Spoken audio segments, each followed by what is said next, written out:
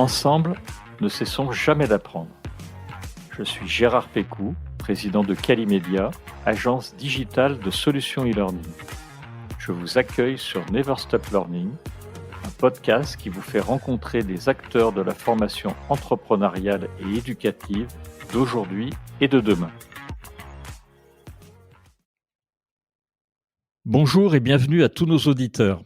Vous êtes peut-être comme moi si les nouvelles technologies vous intriguent, voire vous passionnent, et si c'est le cas, cet épisode va vous ravir. Je fais partie de la génération qui a connu l'avant et l'après-Internet, et je me suis toujours demandé ce qui pourrait avoir un impact aussi révolutionnaire dans nos vies. Si vous avez suivi l'actualité de Facebook, qui se nomme désormais Meta, vous savez que Mark Zuckerberg propose l'un des champs des possibles, puisque sa vision du futur d'Internet s'appelle le métavers. Aussi intéressant que complexe, le métavers propose une infinité de possibilités, mais peut paraître assez flou, voire vertigineux au premier abord. Pour y voir un peu plus clair, j'ai décidé de faire appel à un expert des neurosciences qui s'y intéresse de très très près. Cet expert, vous le connaissez peut-être déjà puisqu'il s'agit d'Erwan Devez, qui est intervenu dans les épisodes 11 et 12 pour nous parler de neurosciences. Si ce n'est pas le cas, je vous invite à prendre le temps de découvrir ces épisodes qui sont vraiment une mine d'or pour aborder les neurosciences en lien avec l'apprentissage. Avec Erwan, nous voulions explorer la formation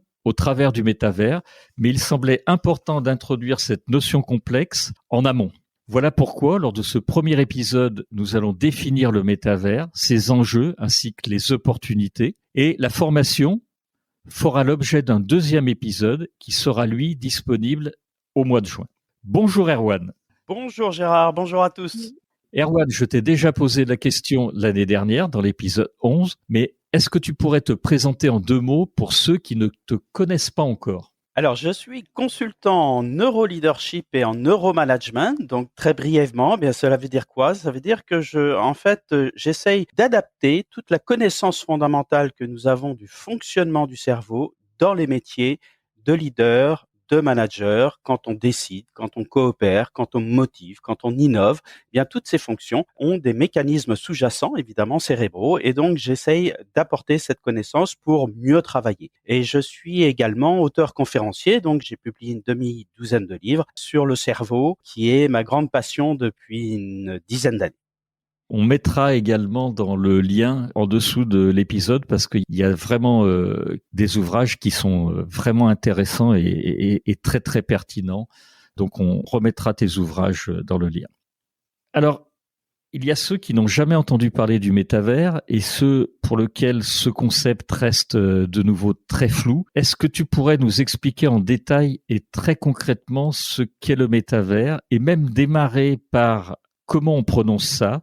On dit métavers ou métaverse, puisque les deux, quand on va sur Internet et qu'on googleise métavers, les 2 mots ressortent. Oui, alors c'est vrai que ce concept qui a été mis en avant évidemment par Mark Zuckerberg il y a quelques mois fait beaucoup parler. Il y a beaucoup de fantasmes autour de ce nouvel univers. Alors c'est quoi? Eh bien, métavers, c'est la contraction de méta et de univers. Donc si on parle en français, on parle de métavers avec un E accent aigu. Et si on parle en anglais, on parle de metaverse. Donc c'est quoi? Eh bien, c'est un nouvel univers en fait qui sera virtuel, qui sera numérique et qui va se servir en particulier de 2 technologies qui sont la réalité virtuelle et la réalité augmentée. Donc pour dire les choses très simplement, eh bien, pour l'instant, avec Internet, nous sommes relativement passifs devant notre écran. Eh bien, avec le métaverse, nous deviendrons beaucoup plus actifs dans notre écran, puisque nous, au travers de notre avatar, en fait, qui sera notre double numérique, eh bien, nous serons dans un nouveau monde. Alors, on va en parler évidemment parce que ça peut provoquer un certain nombre de réticences, de peurs d'ailleurs, qui sont tout à fait compréhensibles. Tout de suite, je voudrais quand même insister sur un point. À mon sens, ce ne sera pas le monde réel ou le monde virtuel, mais ce sera le monde réel plus le monde virtuel. Alors, tu as commencé à évoquer ça. Concrètement, dans quel domaine on va utiliser le métavers? C'est un Facebook immersif, c'est pour le loisir, le travail. J'aime bien ta définition d'ailleurs, actif devant notre écran plutôt que passif, parce que ça, clairement, et on en reparlera dans l'épisode 2, ça va être super intéressant pour la formation. Mais donc, Concrètement, Mmh. outre la formation, on va l'utiliser dans quoi le métavers? C'est ça en fait la grande nouveauté en fait du métavers, c'est-à-dire qu'initialement, on pouvait se dire: «Bon allez, c'est un truc de geek, c'est un truc de gamer pour jouer en 3D et cetera» et puis là, on voit bien, que ça va franchir d'autres frontières que sont le monde professionnel, la santé, la culture, les loisirs, la formation. Alors, je vais vous donner des exemples très pratiques, comme ça permet de se faire une meilleure idée. Nous pourrons faire des réunions et des séminaires en ligne, des activités de Team Spirit, par exemple, en ligne, donc en 3D, en étant tout à fait actifs. Dans le domaine de la santé, la réalité virtuelle et le métavers sont déjà largement utilisés, hein, pour notamment le traitement de la douleur, le traitement des phobies. On parle d'immersion progressive, c'est-à-dire qu'effectivement, la 3D permet en fait de tromper le cerveau. C'est-à-dire, vous savez, pour le cerveau, la réalité et le virtuel peuvent vite se confondre si le virtuel s'approche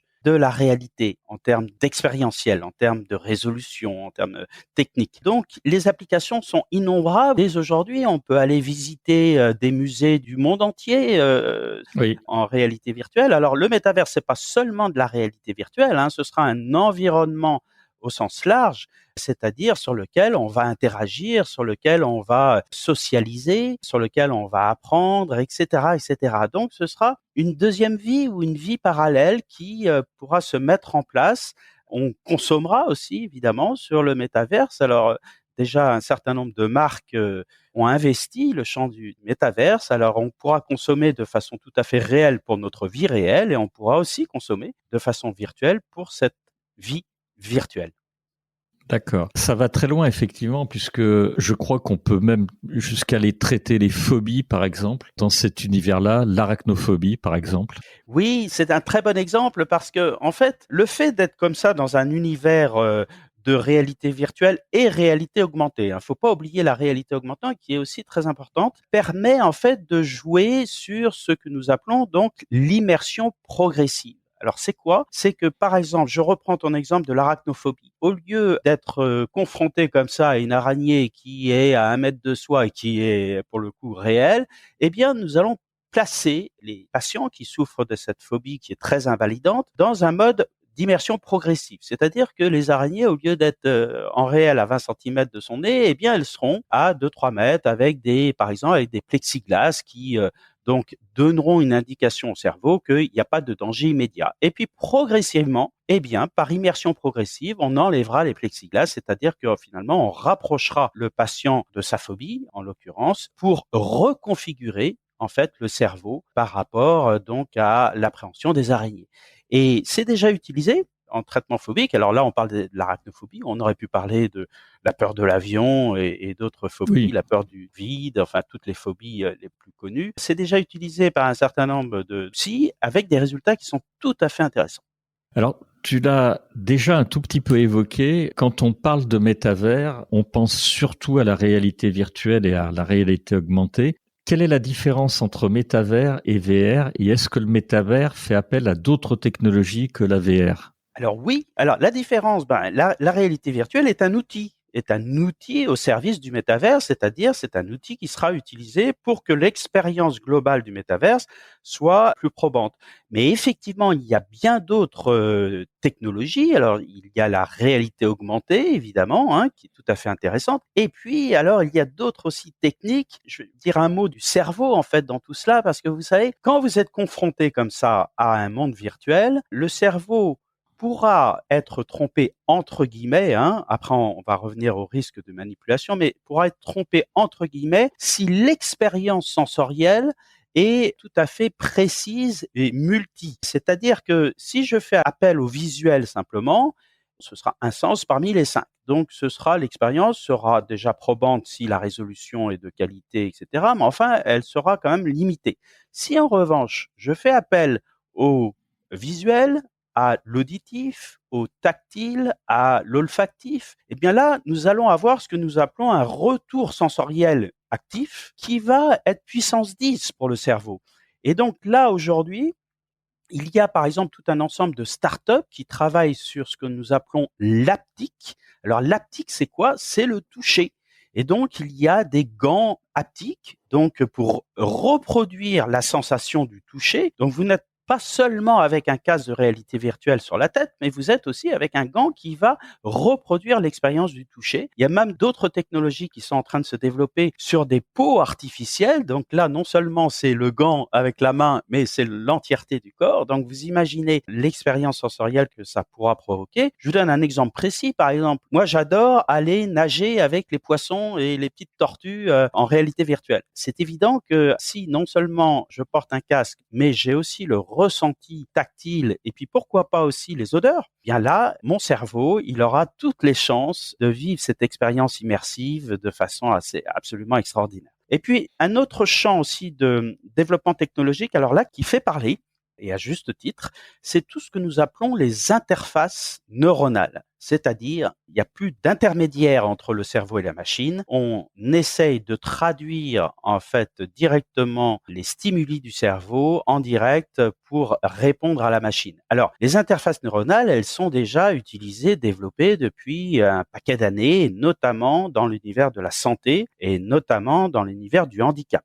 Pour les paraplégiques, tétraplégiques, évidemment, si on arrive finalement à disséquer ce que le cerveau pense en temps réel et à le convertir immédiatement au niveau de la machine, eh bien, vous imaginez combien ça pourra faciliter, en fait, la vie de ces personnes en situation de handicap. Pour être très franc, il y a aussi aujourd'hui d'autres foyers de recherche sur les interfaces neuronales et sur des dimensions qui sont beaucoup plus discutables. Alors, je vais vous parler de Elon Musk, qui, au travers de sa filiale Neuralink, par exemple, développe des implants mémoriels en partant du principe que l'intelligence artificielle sera tellement plus puissante que l'intelligence humaine qu'il faudra s'équiper, entre guillemets, d'implants mémoriels pour booster, en fait, l'intelligence humaine. C'est plus que contestable, hein. On voit aussi derrière le développement de cette technologie la tentation transhumaniste, défier les capacités humaines, de défier même la finitude, hein, la mort. Et là, c'est un champ vraiment qu'il faut suivre en fait de très près parce que d'ailleurs Elon Musk, quand il parle de ces interfaces neuronales, il parle tout de suite du domaine de la santé, il parle tout de suite du handicap, etc. Donc ce sur quoi évidemment on ne peut que prêter une oreille très attentive, mais ensuite quand on arrive sur l'autre sujet qui est d'équiper les êtres humains d'implants mémoriels ou autres, c'est plus que discutable évidemment et 99% des chercheurs en neurosciences avec lesquels je travaille ne sont pas vraiment dans cette optique-là d'hommes un petit peu surboostés. Donc voilà, il faut suivre ça de très près. Toutes ces nouvelles technologies sont absolument enthousiasmantes, exceptionnelles, donnent des nouvelles opportunités qui sont vraiment, c'est du jamais vu, mais aussi elles posent un certain nombre de questions en termes d'éthique, en termes philosophiques, en termes de régulation. Et donc, il faut aborder tout cela de façon, moi je dis toujours, il faut être ni dans la diabolisation, ni dans la naïveté. Voilà. Tout à fait. Je voulais revenir parce que tu nous expliquais que pour tromper le cerveau, il fallait aller vers l'hyperréalisme. Et pour poursuivre sur la techno, aujourd'hui, je crois qu'on commence à avoir du matériel commence à être en 3K. On va rapidement aller vers, alors le 4, je parle des casques à réalité virtuelle parce que les télévisions, par exemple, sont déjà, ou les écrans sont déjà sur du 8K et l'œil est en 16K. Ça veut dire qu'il faudra pousser jusqu'au 16K pour qu'on soit dans l'hyper-réalisme ou des casques qu'on a aujourd'hui qui sont en 3 et qui vont aller vers le 4 puis le 8 seront déjà suffisants pour être hyper réalistes. En fait, c'est la question fondamentale et c'est pour ça qu'il faut regarder ces nouvelles technologies de très près. C'est que effectivement, les progrès technologiques ont été assez bluffants. Vous avez aujourd'hui des casques à 350 € sur le marché grand public qui déjà ont des technologies tout à fait avancées. Ces mêmes casques qui valaient 2000, 3000 € il n'y a pas si longtemps. Donc, la technologie hardware arrive sur le marché grand public et devient abordable. Donc ça change tout. Et effectivement, en termes de résolution notamment, mais pas seulement, ces petites merveilles font des progrès quasiment de trimestre en trimestre. Là, vous allez voir sur 2022, 2023 et au-delà, vous allez avoir une flopée de sorties grand public. Ils s'y mettent tous, hein. Alors aujourd'hui, c'est vrai que Meta a fait assez fort en rachetant Oculus il y a déjà un certain nombre d'années et en proposant son casque Meta Quest à 350 en entrée de gamme et qui est déjà une entrée de gamme qui est tout à fait bluffante. Donc la résolution est un des facteurs. Donc 4K, 8K. Là, tout dernièrement, moi, j'ai expérimenté un film en 10K qui est assez bluffante. Et comme tu le disais, effectivement, l'œil humain, c'est 16K, hein, donc on s'en rapproche. Il y a aussi d'autres facteurs technologiques qui rentrent en jeu. Le champ de vision, par exemple, pour éviter d'avoir cette vision en tunnel hein, qu'on peut avoir avec certains casques. Donc, pour élargir le champ de vision, les qualités de processeur, de dalle écran, de tracking aussi. Alors ça va être quelque chose aussi d'assez étonnant pour essayer en fait de détecter vos états émotionnels. C'est-à-dire que le casque n'a pas seulement des caméras pour regarder devant, mais aussi pour regarder derrière, c'est-à-dire votre visage et vos états émotionnels, notamment au niveau des yeux, au niveau du sourire, etc. Donc, pour que votre avatar, en fait, soit le plus proche possible de votre état émotionnel. Donc ça aussi, c'est un champ de recherche qui est tout à fait important. Et puis le dernier point, qui n'est pas neutre, c'est tout simplement le poids. Pour l'instant, ces casques, bien, ils sont relativement encombrants. Ils font 400 à 500 grammes en moyenne. Et donc, quand vous avez ça sur la tête, ben, c'est un petit peu lourd, à la longue en tout cas. Et Oui. là, on voit aussi très nettement, eh bien, différentes entreprises là qui travaillent en fait sur l'allègement, plus grande simplification en fait et un allègement des technologies. Un dernier point aussi qu'il faut suivre de près, c'est que vous savez ces petites machines là, ces petits casques de réalité virtuelle, ils n'aiment pas la lumière. Donc pour l'instant, eh bien, quand vous utilisez tel ou tel casque, vous êtes plutôt chez vous. C'est un défi technologique de plus et pouvoir évidemment à terme utiliser ces casques de réalité virtuelle dehors. Imaginez par exemple un exemple parmi tant d'autres pour des sportifs de haut niveau, pour rentrer en expérience immersive, pour par exemple se dire tiens ça fait quoi d'être sur le central de Roland-Garros quand j'ai 18 ans et que j'arrive et que voilà j'ai toute la pression derrière moi. Eh bien bien évidemment voilà ces casques pourront aussi trouver un intérêt à ce niveau-là.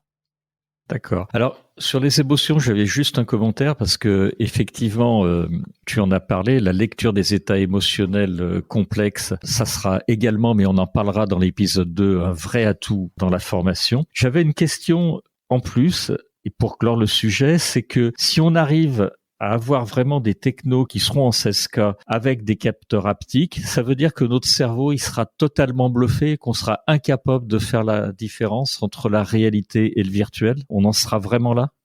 Alors oui, ça c'est la question fondamentale. C'est vrai que plus nous allons vers un degré de précision important et plus nous allons vers un retour sensoriel actif et multisensoriel, plus nous allons tromper le cerveau. Et très objectivement aujourd'hui, pour ceux qui ont déjà utilisé des casques de réalité virtuelle grand public, c'est déjà bluffant.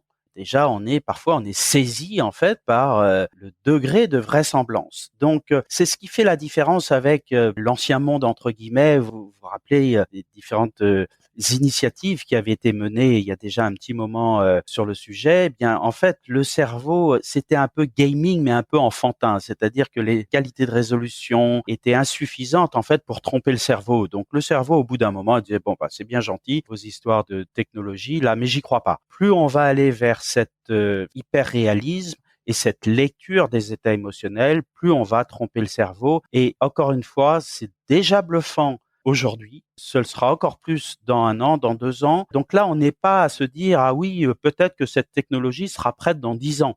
Non, cette technologie pour tromper le cerveau entre guillemets, elle est déjà prête et elle va s'intensifier, si vous voulez. Donc, dans 1 an, dans 2 ans, dans 3 ans, on aura encore des casques de meilleure qualité. Et de la même façon, le métavers, ça va pas être un bouton on/off. On va pas se dire, ah oui, le métavers, ce sera prêt en 2025 ou en 2030. Il y a effectivement des projections. Zuckerberg, lui, a annoncé effectivement entre 5 à 10 ans pour que le métavers devienne mature. Mais le métavers, ou les métavers d'ailleurs, ils vont, si vous voulez, s'étoffer, grandir, progresser au fur et à mesure, en fait, des mois, des années. Donc, c'est effectivement pour le cerveau. Et quand on est neuroscientifique, évidemment, on est obligé de s'intéresser à cela parce que on dit toujours pour le cerveau, l'intention vaut l'action. Donc, quand on arrive finalement à avoir une visualisation extrêmement proche de la réalité, eh bien, effectivement, on a les retours émotionnels en conséquence. C'est-à-dire que effectivement, on va générer des émotions qui vont être d'ailleurs très troublantes, hein, et qui vont poser un certain nombre de questions, c'est évident.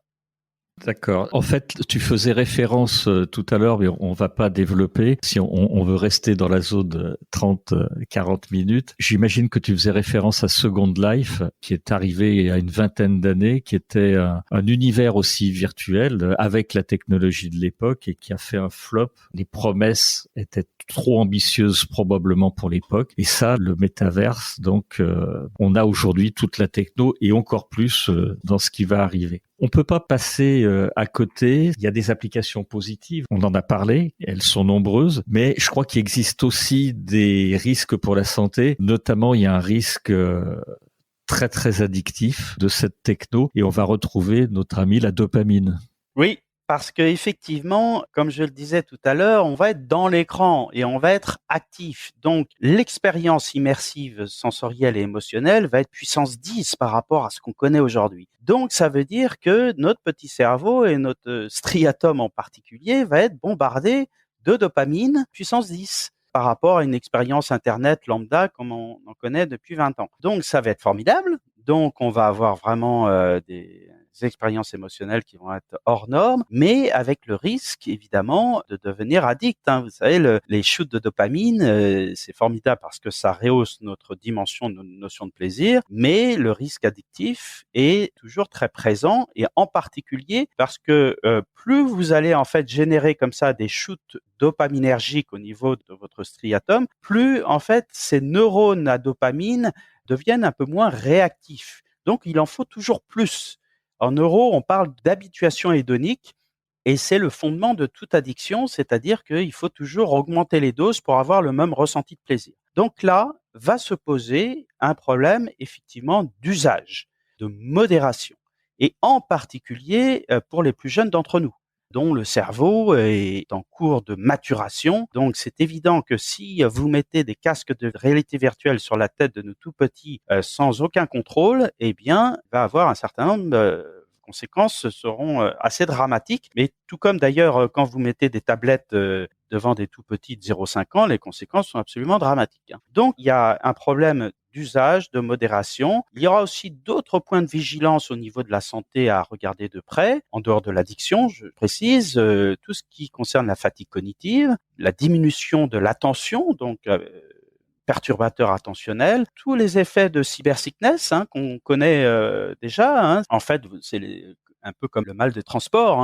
C'est quand vous avez un découplage en fait entre les stimuli que vous recevez, visuels, auditifs, etc., et le traitement de ces stimuli par l'oreille interne. Donc là, ça peut provoquer des effets désagréable. Il faudra évidemment regarder de près tout ce qui concerne le problème éventuel oculaire, de sécheresse oculaire, de dissociation aussi, œil droit, œil gauche. Et puis un dernier volet aussi à regarder de près, c'est évidemment concerne les éventuels troubles de comportement et psychiques, soit d'isolement, soit d'agressivité. Donc tout cela doit être, encore une fois, doit être abordé, mais non pas en diabolisant.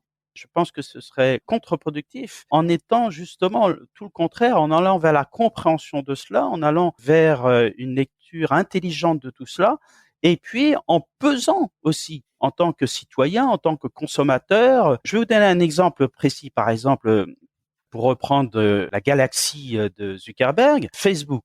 Facebook est un outil qui est intéressant, mais qui est aussi décrié. Mais ensuite, vous pouvez très bien, par exemple, utiliser Facebook pour partager un certain nombre d'expériences, de données, etc., sans pour autant montrer des photos de vos doigts de pied en éventail sur la plage du matin au soir. Donc, derrière tout ça, ce que je veux vous dire, c'est que c'est la question aussi du libre arbitre par rapport à ces technologies et de l'appropriation et de la responsabilisation personnelle. Et il me semble un petit peu trop facile de diaboliser en s'excluant finalement de toute responsabilité. Toutes ces nouvelles technologies sont très intéressantes, mais elles seront in fine ce que nous en ferons.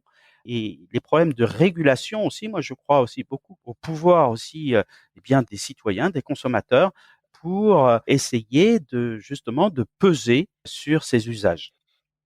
Merci Erwan pour tes propos. Le métavers a été présenté par Facebook, mais il y a aussi d'autres très grosses entreprises, les GAFA notamment, avec Apple, Microsoft ou encore Google, qui ont annoncé créer leur propre métavers. On imagine bien que les investissements qui vont être faits seront colossaux et que de très très nombreuses opportunités vont naître. J'imagine qu'on ne pourra pas toutes les citer, ni même les imaginer, mais est-ce que tu peux nous donner quelques chiffres dans le futur? Je crois que tu en as quelques-uns et ça donne le vertige d'ici 2030. Alors oui, effectivement, c'est assez vertigineux en termes de potentiel de développement. Alors on estime, et encore une fois, ce chiffre est vraiment très indicatif parce Oui, il est revu quasiment tous les 3 tous les jours. jours. On estime que ce marché pourra atteindre 1500 milliards de dollars à horizon 2030. Meta, Zuckerberg a affiché une ambition d'avoir 1 milliard d'utilisateurs dans le monde à 2030 avec des millions d'emplois en fait à la clé dans le domaine des créateurs, des développeurs, etc. Rien que Facebook, par exemple, a annoncé son intention de recruter 10 000 ingénieurs en Europe pour développer le métaverse dans les années à venir. Alors, Ce qui s'est passé pour Internet, il y a eu un nombre impressionnant d'emplois à l'époque créés simplement par Internet. Donc si on parle effectivement d'une nouvelle version ou d'un Internet 4 ou 5.0 maintenant, forcément il y aura des millions d'emplois créés sur des créneaux ou des métiers avec des métiers qui n'existent absolument pas aujourd'hui. Oui, et là encore, il faut être extrêmement vigilant parce que vous imaginez par exemple que si Facebook, enfin Meta, pardon, tient sa promesse, recrute 10 000 ingénieurs en Europe parmi les meilleurs. Eh bien, Meta va assécher le savoir, la connaissance, le génie européen sur toutes ces dimensions-là. Donc, au niveau de l'Europe, au niveau aussi de la France, il y a des enjeux de souveraineté derrière tout ça. Et le mot souveraineté, il est redevenu furieusement à la mode, en particulier depuis 2 ans de Covid et 1 mois de guerre en Ukraine. C'est évidemment maintenant, et alors les techs sont au premier rang de tout cela, tout ce développement des technologies, évidemment, renvoie à des enjeux de souveraineté. Tu disais tout à l'heure, à juste titre, que les GAFAM sont au premier rang de tout ça. Oui, avec leur équivalent chinois également, Oui, bien sûr. BATX. Et là, on va avoir un certain nombre de questions qui vont se poser. Alors la première, c'est des questions de libre concurrence pour éviter les abus de position dominante, des abus de position monopolistiques. Il y a beaucoup de débats aujourd'hui aux États-Unis sur le sujet. Meta est toujours un peu dans l'œil du cyclone, donc il est tout à fait possible que prochainement Meta ait l'obligation, par exemple, de se séparer d'un certain nombre de ses entités. Alors Mark Zuckerberg visiblement met le paquet sur le métaverse. C'est peut-être aussi qu'il anticipe à court terme ou moyen terme qu'il devra, pour la libre concurrence, être obligé de se séparer d'Insta ou de Facebook ou d'autres de ces entités. Le deuxième enjeu, c'est ce que nous appelons l'interopérabilité.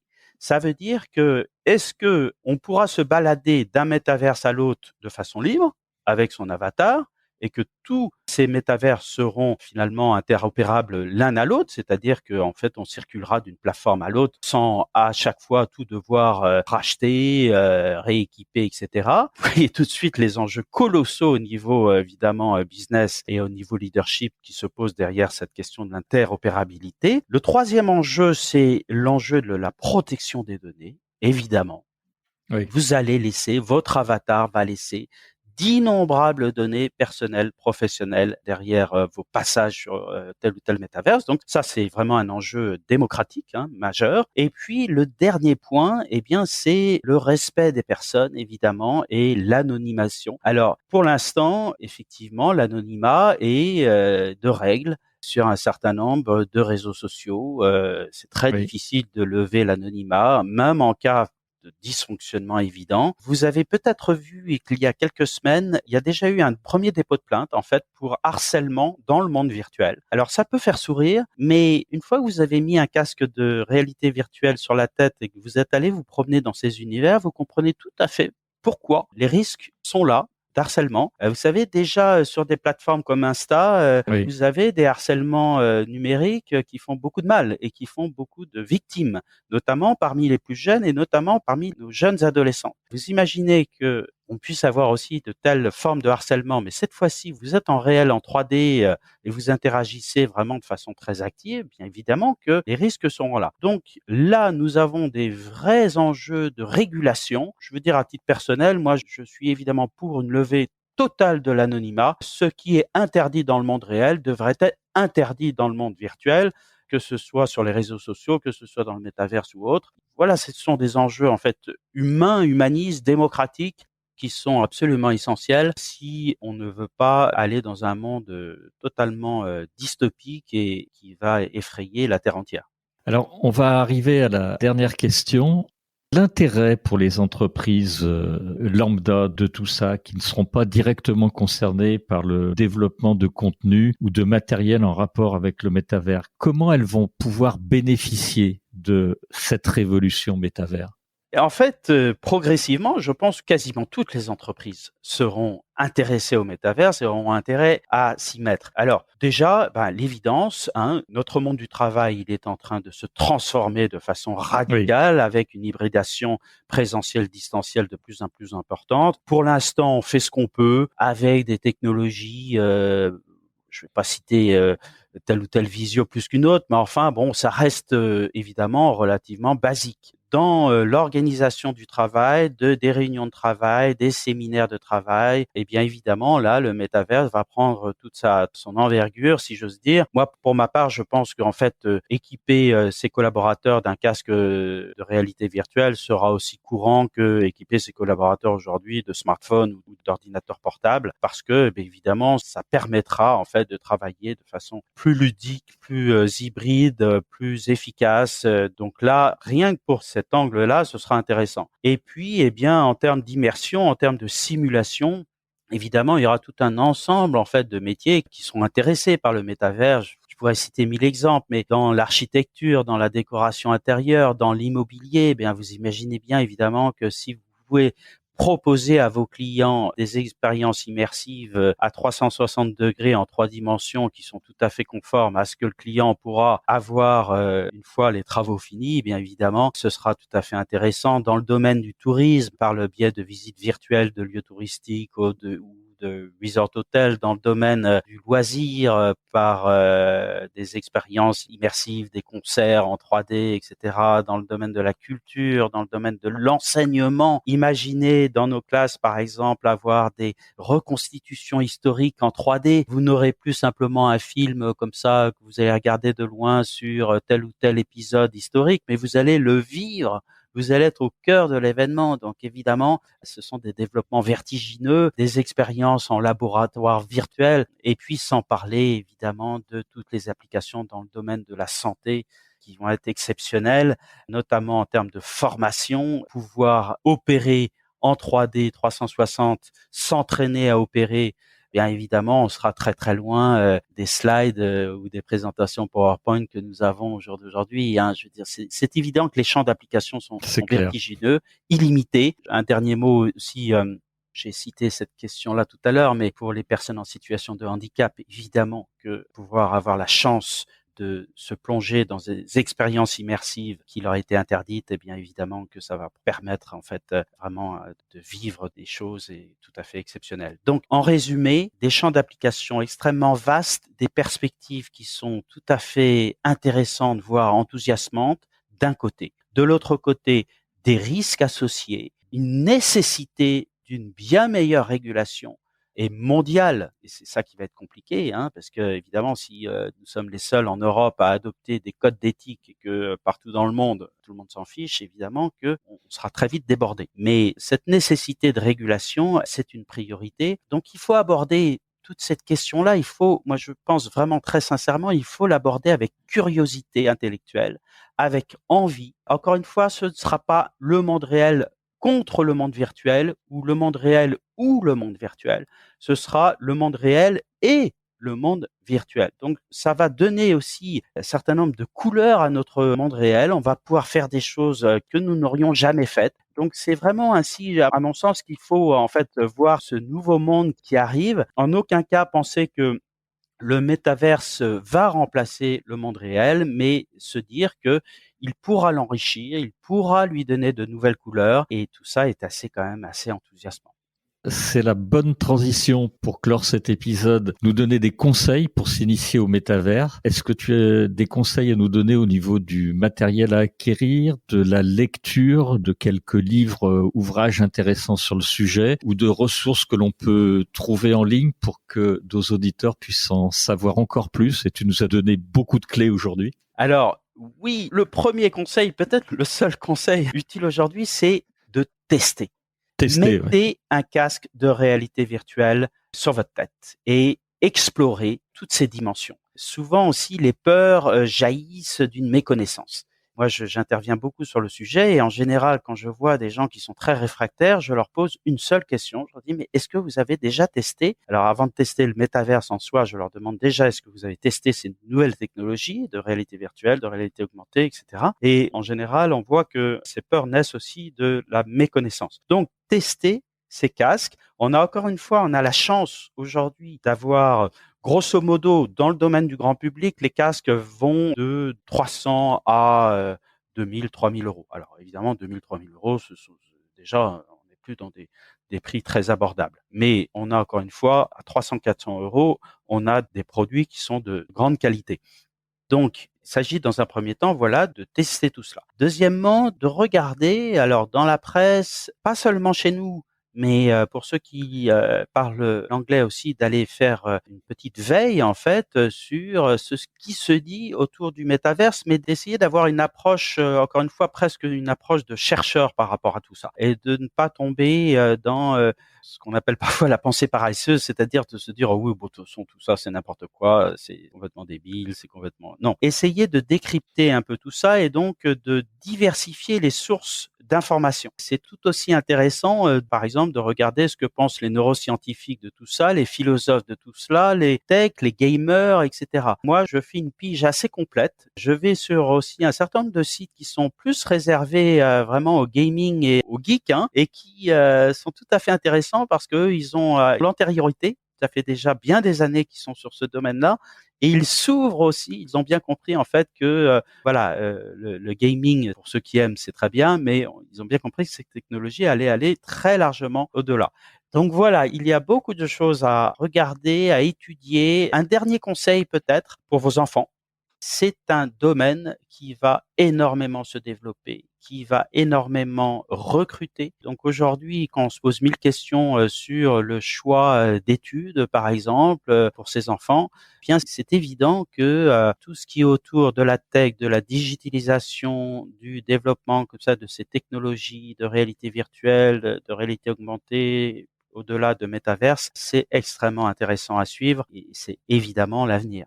Un très très grand merci Erwan, puisque tu nous as donné, je le disais tout à l'heure, énormément de clés pour une meilleure compréhension de ce champ des possibles qu'est le métavers. Je voulais remercier également tous nos auditeurs qui sont allés avec nous à la fin de ce podcast. Et puis, donc, je voulais rappeler que on aura, grâce à cette première partie, un deuxième épisode où on parlera des applications concrètes et des opportunités plus spécialement dans la formation grâce au métavers, puisque tu l'as dit, on va pas revenir dessus, mais le champ des possibles est clairement illimité. Tu en as cité plein et on verra que ce champ des possibles, dans la formation, il y aura également beaucoup de choses à faire. Un très grand merci à toi, Erwan. Et puis, je te dis à très bientôt pour le deuxième épisode.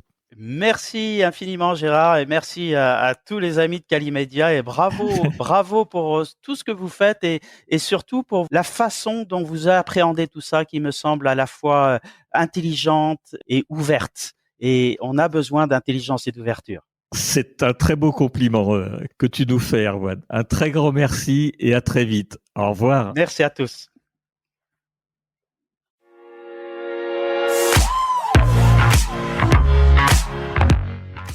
Vous êtes arrivé à la fin de cet épisode. Je vous remercie pour votre écoute attentive. Si l'épisode vous a plu, partagez-le auprès de votre entourage et donnez-lui une bonne note suivie d'un commentaire sympathique pour nous aider à grimper dans les classements. Je suis Gérard Pécou, président de Calimedia. Si vous cherchez une solution e-learning, rendez-vous sur calimedia.fr. Notre équipe vous accompagnera avec un très grand plaisir. Nous nous retrouverons dans le prochain épisode de Never Stop Learning pour qu'ensemble, nous ne cessions jamais d'apprendre.